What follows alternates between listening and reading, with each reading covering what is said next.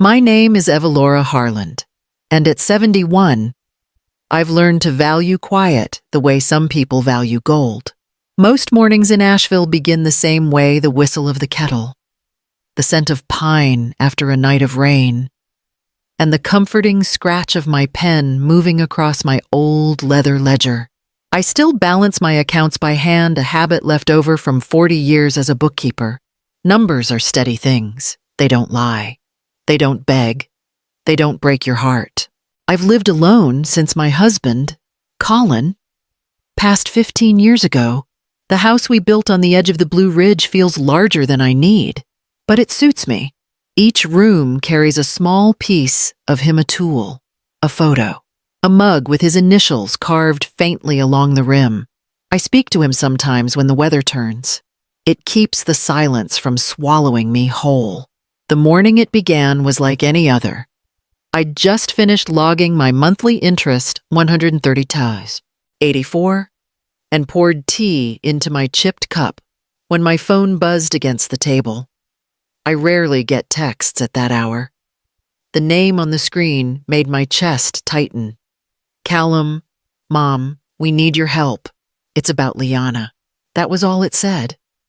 No greeting. No explanation. For a long moment, I just stared, the steam from my tea fogging my glasses. My son had always been the restless one. The kind who borrowed before he asked, who apologized before he changed.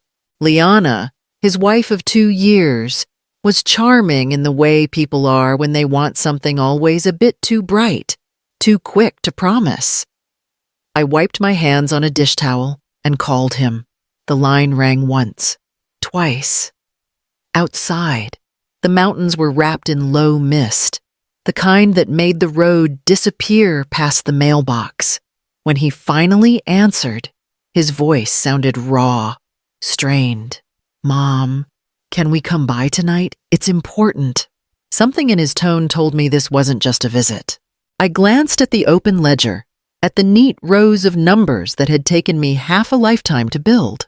The kettle began to whistle again, sharp and insistent, as if warning me of something I couldn't yet name, and I told him, yes. They arrived just as the sun began to slip behind the ridge. That blue hour when the mountains turned to silhouettes. I'd set the table for 3, though I hadn't planned to have it. Maybe. Callum carried the same tightness in his shoulders I remembered from his teenage years, the kind that came right before bad news. Liana followed a step behind him, her smile polite but thin, her perfume too sweet for the small room. We made it through the first 10 minutes talking about weather and the neighbor's new fence. Liana complimented the stew, though she barely touched it. I kept waiting for the reason they'd driven up from Hendersonville unannounced. When it came, it wasn't in words at first, but in the way Callum set down his fork and folded his hands like he was bracing himself. Mom, he said quietly, we need to ask you something serious. The air changed. Liana leaned forward, her voice trembling in practiced softness. It's about some financial trouble. I made some mistakes online, gambling sites. She said it quickly, like ripping a bandage. Callum took over before I could speak. It's bad. Mom, the total's around 180,000. We've tried to fix it, but the interest, I stared at them, the room suddenly too warm. My hands rested on the edge of the table, steady only because I forced them to be. Liana's eyes glistened. If we don't pay soon, they'll come after our house. We just need a loan, just until we get back on our feet. Callum's tone hardened. You've got the money. You can save us. I looked at my son, the boy I'd once carried through fevers. Now a man demanding rescue. The years of saving, the ledger, the sacrifices, they all flickered through my mind. I can't, I said, my voice smaller than I wanted. That money is my future. The silence that followed felt endless. Liana's mouth pressed into a thin line. Callum's jaw worked, his eyes darkening into something I didn't recognize. He pushed back his chair without a word. Dinner ended with the sound of their car door slamming and the stew cooling untouched on the table. That night, the house felt too still. The scent of stew lingered in the kitchen, heavy and sour. I washed the dishes in silence, the sound of water filling the space where voices had been. When I finished, the clock above the sink read 9:47. I was about to turn off the lights when my phone buzzed on the counter. "If you don't transfer the money, we'll lose everything." Callum's message sat on the screen like a threat disguised as a plea. My stomach tightened. I read it twice, then a third time, hoping the words might change. Soften, become something else. They didn't. I carried the phone to my desk, the same oak one where I'd balanced ledgers for half my life. The lamp cast a small circle of light over the papers, insurance statements, savings reports, certificates from when I retired. Each number on those pages was a memory the winter I worked overtime to pay off the mortgage, the summer I sold Colin's old truck and put the money into bonds, the quiet years of choosing careful instead of comfortable. I opened my laptop and logged into the bank. My hands shook, but my mind was clear. I moved every cent of my savings into a new trust account I'd opened months ago but never used. I reset passwords, removed joint access, enabled every layer of security the site offered. The process took longer than it should have. Each confirmation screen felt like locking a door in a house that used to be open. When it was done, I sat back, the glow of the monitor soft on my face. Fear and guilt fought inside me. But beneath them both, something steady began to form resolve. By midnight, I turned off the lamp and walked down the hallway, the echo of my footsteps sharp against the wood floor.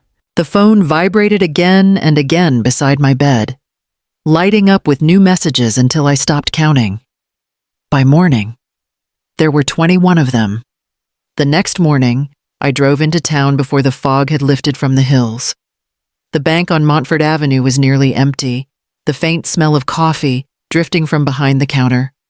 Mr. Tilley, a polite man with gray hair and kind eyes, greeted me with his usual calm. He'd known Colin and me since we first opened our joint account 40 years ago.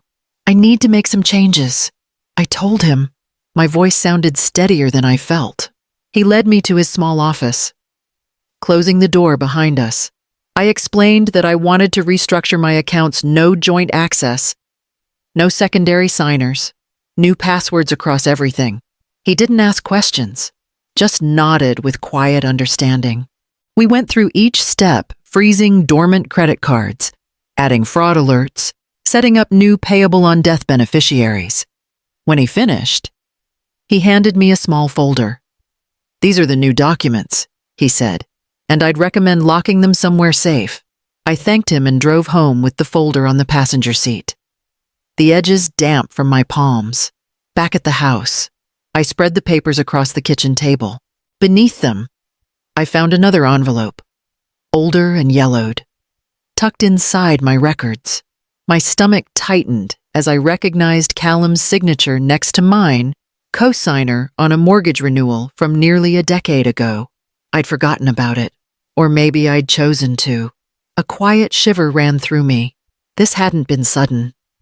It had been growing for years, hidden under the word family. By dusk, I placed the new ledger, updated, precise, into the steel lockbox Colin once kept under the bed. I added the folder from the bank, then turned the key until it clicked. The sound echoed through the room, sharp and final. Outside, the rain began again, soft against the windows. I sat on the edge of the bed, the lockbox at my feet, and listened until the sound steadied my breath. For the first time in days, I felt something close to control, though fear still lingered like a shadow at the edge of the light.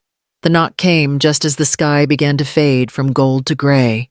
I wasn't expecting anyone, and for a moment, I hoped it was June from next door with her usual jar of blackberry jam. But the outline through the glass wasn't June's, it was Callum, shoulders hunched, and behind him, Liana. Her arms crossed tight against the evening chill. I opened the door only halfway. You should have called. I said, we need to talk. Callum answered, his voice frayed. Without waiting, he stepped inside. Liana followed, her eyes red. Mascara smudged into faint bruises beneath them. The house felt smaller with them in it. Their energy sharp. Frantic, Callum paced the living room, words spilling out before I could breathe. They're going to take the house. Mom, we're out of time. If you just wire the money tonight, we can stop it. I already told you, I said quietly. I can't. Liana moved closer, her voice breaking. Please. Evelora, I swear I'll get help. I can change. Just this once, help us this one last time. Her tone carried the kind of practiced desperation that once would have undone me, but I saw the trembling of her hands. The same nervous rhythm of someone who couldn't stop chasing losses. Callum slammed his palm against the table. You're choosing money over your own family. The words cut, not because they were true, but because he believed them. I stood still, letting the echo fade before I spoke. I've paid for peace once, I said. I won't buy it again. For a second, none of us moved. The sound of rain returned, tapping softly against the windows. Then Callum turned, his jaw tight, and walked to the door. Liana followed, sobbing into her sleeve. The porch light flickered as they stepped into the night. When their car pulled away, the silence that settled wasn't relief, it was something heavier, like grief wearing the mask of calm. I locked the door, rested my hand on the cool brass handle, and stayed there until the echo of the engine faded into the mountains. The next afternoon, the doorbell rang softly, followed by the familiar creak of the porch boards. When I opened the door, June Marin stood there with a thermos of chamomile tea and a small paper bag of shortbread. Her visits never needed an explanation. We'd been neighbors for over 20 years, two widows keeping each other's routines from fading into silence. I heard raised voices last night, she said gently as I poured the tea. Did they come again? I nodded. There was no point pretending. They wanted the money, I said. Still do. June sat across from me, her eyes steady. You know, you're not the first one they've tried. Liana borrowed from the Gibsons down the street last fall $5,000. Never paid it back. They told me she'd promised it was just a temporary fix. The words settled like a stone in my chest. I thought maybe I was being cruel, I said. Turning them away felt like failing as a mother. June reached across the table, her hand warm against mine. It isn't cruelty to protect what's yours. I wanted to believe her, but guilt had its own gravity. He's my son, I whispered. It's hard not to think I could have done something differently. June looked down at her teacup, the steam rising between us. I once gave my boy everything I had, my pension, the house proceeds, all of it. He said he'd start over, that it was his last chance. 6 months later, he disappeared. I never saw a dime or him again. Her voice didn't tremble. It was too old for trembling. What I learned, she said softly, is that you can love someone without funding their chaos. For a long moment, neither of us spoke. The clock ticked behind us, steady as a pulse. When June finally left, the house didn't feel quite as hollow. I gathered the empty cups, carried them to the sink, and thought of her words, love without rescue. Outside, the mountains held the evening light, calm and unbending, as if reminding me that some things endure only when you stop trying to save them. 2 days later, I walked into the office of Harlow Finch, a local attorney whose name I'd seen for years on small-town advertisements, but never needed until now. The waiting room smelled faintly of lemon polish and old carpet. A rainstorm gathered outside, the sky dim through the tall windows. He greeted me with a warm handshake, his voice calm and deliberate. Mrs. Harland, what can I do for you? I sat across from his desk and unfolded a small list I'd written the night before, things that needed changing, things that had lingered too long. I want to revoke my son's financial authority, I said. He's listed on old documents from when my husband died, and I need to update my will, Mr. Finch nodded, as though he'd heard this story 100 times but still treated it like the first. You're doing the right thing. Most people wait until it's too late. He drafted the paperwork carefully, reading each section aloud so there were no surprises. We filled out the revocation of power of attorney, changed the beneficiaries on my accounts, and prepared a new will that left my estate to the Asheville Literacy Trust, a small nonprofit that teaches adults to read. One I'd quietly supported for years. When the papers were ready, he placed them before me. The pen resting in the middle like a decision. I read every word, line by line, until the words blurred from focus, but not from meaning. Then I signed steady hand, full name. The final signature left a faint indentation on the paper, deep enough to catch the light. Mr. Finch gathered the pages neatly. We'll notarize these today, he said. You'll sleep easier tonight. I smiled faintly. I already do. When I stepped back outside, the rain had begun to fall in gentle sheets, softening the edges of the street. I stood under the awning for a moment, feeling the cool mist touch my face.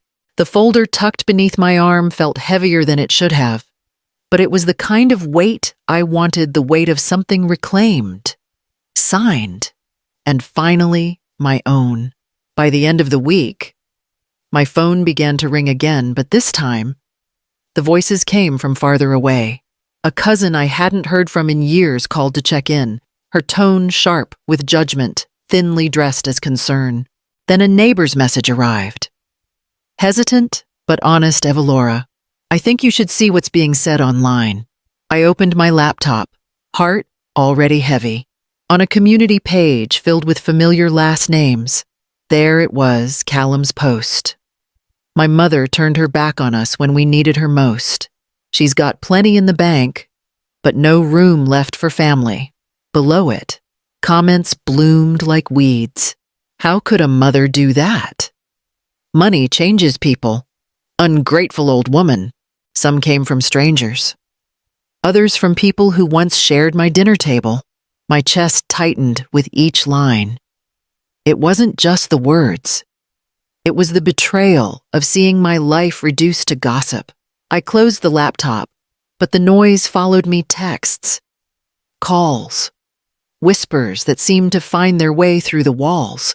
By afternoon, June appeared at my door, her face set with quiet fury. I saw the post. She said, "Don't you worry. I've already reported it and told the moderator to take it down. These people thrive on noise. Silence wins more wars than shouting ever could." I poured us tea with hands that wouldn't quite steady. "It's strange," I said. "You spend a lifetime building a name, and one lie can rewrite it overnight." June touched my arm. Names survive truth, not approval. That night, after she left, I went to my desk and pulled open the drawer where I kept Colin's letters. The one on top was written the year he was dying, ink faded but clear. Don't confuse rescue with love. Sometimes saving yourself is the only way to stay kind. I folded it carefully and placed it back. The world outside could twist its story however it liked. Inside my small, silent house, the truth no longer needed to shout. 3 weeks passed before I heard from him again. By then, the gossip had quieted, fading into the next local scandal. The house was still. The days shaped by simple things: watering the ferns, reading by the window, writing down grocery lists I rarely needed. The letter came on a Tuesday, tucked between bills and catalogs. I knew his handwriting immediately: sharp, hurried, familiar. I sat at the kitchen table before opening it, tracing the inked name as if that alone might tell me what waited inside. "Mom, we've lost the house. Liana's gone to stay with her sister. I wish things were different, but I guess we both made our choices. I don't expect forgiveness. I just needed to say I tried." The paper trembled slightly in my hands, though my body stayed still. It wasn't the words that hurt. It was the echo of what wasn't said. No apology. Not really. Just exhaustion, pride, and something that might one day become regret. I folded the letter along its crease and slid it into a brown folder labeled Lessons, the one where I kept old receipts, notes, and reminders of what life had already taught me. The folder was nearly full now. That afternoon, June stopped by with a basket of tulip bulbs. Perfect season to start over, she said. Kneeling in the damp soil with her gloves still tucked in her pocket, I joined her, our knees pressing into the earth. Hands chilled but steady, we planted in silence at first, the rhythm of it grounding. The bulbs sank into the dark soil like promises left for another time. When we finished, the yard looked plain again, no flowers yet, just small mounds of turned earth waiting for spring. June wiped her palms and smiled. Give it a few weeks. They'll surprise you, I nodded, brushing dirt from my hands. The late light caught the brass lock on the gate, glinting faintly. Inside, the letter rested quietly among its lessons, and for the first time in months, the weight in my chest began to lift. By the time spring settled over Asheville, the garden had come alive again. The tulips June and I planted now stood bright and certain along the fence, their petals catching the morning light. The air smelled of rain and soil and the faint sweetness of the dogwoods in bloom. For the first time in a long while, the house didn't feel like a fortress, it felt like home again. I spent the morning polishing the brass plaque I'd ordered weeks ago, a small rectangle engraved with the words, "Peace earned, not given." Colin would have appreciated the sentiment. He always believed dignity was something you built with both hands. I fixed it to the porch rail, tightening the screws until the metal gleamed against the white wood. By noon, June arrived carrying lemon scones, followed by 2 young volunteers from the Asheville Literacy Trust. They were helping organize a fundraising drive and wanted to thank me for the donation made in my name. We sat around the patio table with chipped cups and mismatched saucers, steam rising from the teapot between us. June teased that I was becoming a woman of letters, and one of the girls laughed, promising to bring me a stack of new books next week. Their energy filled the space that had once been hollow. I listened to them talk about students learning to read, about second chances that came not through luck, but through work and patience. When they left, the garden quieted again, but the silence felt warm, not empty. I stood by the porch rail, fingers resting on the plaque. The metal had already begun to catch the afternoon sun, throwing a small shimmer across the steps. They had wanted my money. In the end, they'd given me something more clarity, space, the right to stand on my own name without apology.